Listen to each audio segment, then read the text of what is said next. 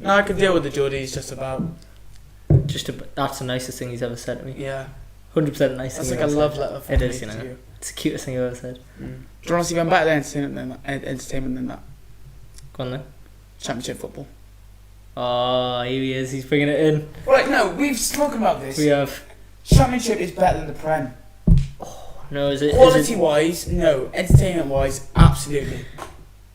I'd say when you're in the league, it's not.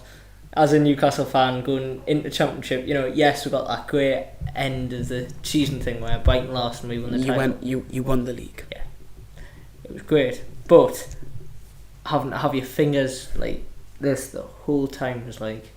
But you gotta admit, it's entertainment. It was entertaining, yeah. You'd rather, to be honest, I'd rather be in a scrap like that, in a league like that on the last day, rather than spending the last 9 games mid-table doing nothing.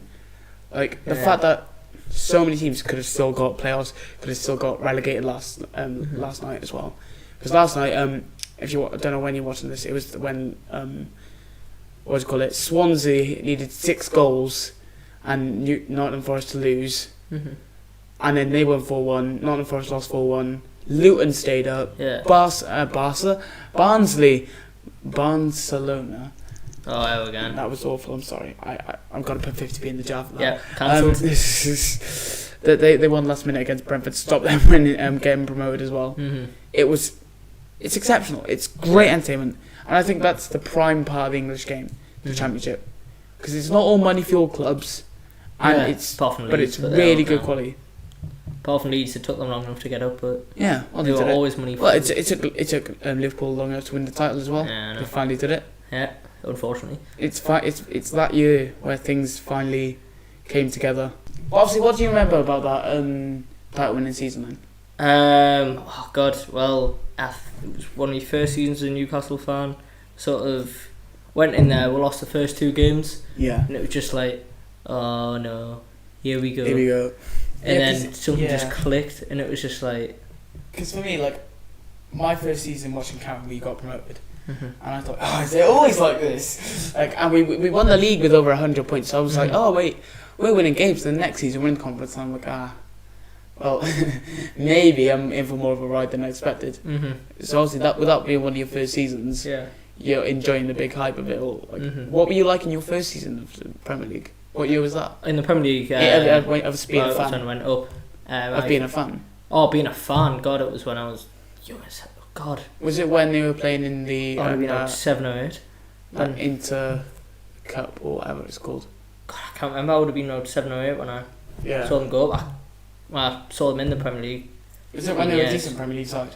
We're about 11th most seasons, so mid-table again. But that, I think that sums up the past 13 years. A lot of Newcastle fans. That's what I was thinking. Like, we used to play in back when they were at a really good stage. We're in the entertainers now. I wasn't alive. I wasn't old enough or alive. Yeah. The Italian entertainers, and do miss the entertainer days. Although it was a bit.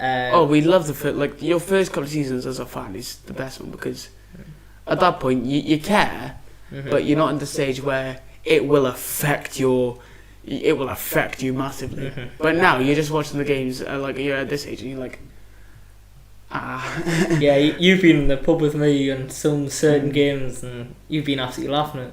And honestly, like when we lost the playoff final last year, you knew how gutted I was, especially on my birthday as well. In the final minute, last minute, and I was like, Mike Dean absolutely had your life. Yeah, yeah, but that's the best thing about football. Because it can ruin you, like, as a fan. But when something finally goes right, you're like, okay then, happy days. Yeah, this is class. I love life. Like last year when Wales somehow made the Euros as well, just after 2018 messing up against Ireland, and James McLean scoring that goal, to send us out of the World Cup qualifiers.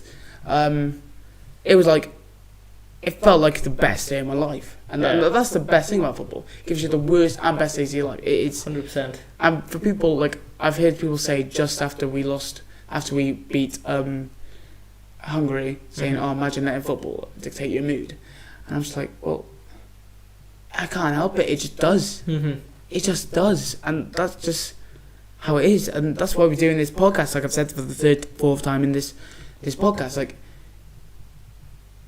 this this game, it's just, it's the worst thing in the world, but it's the most best thing in the world at the same time. Yeah, in the words of Patrice Ever, I love this game. I love this game, mate.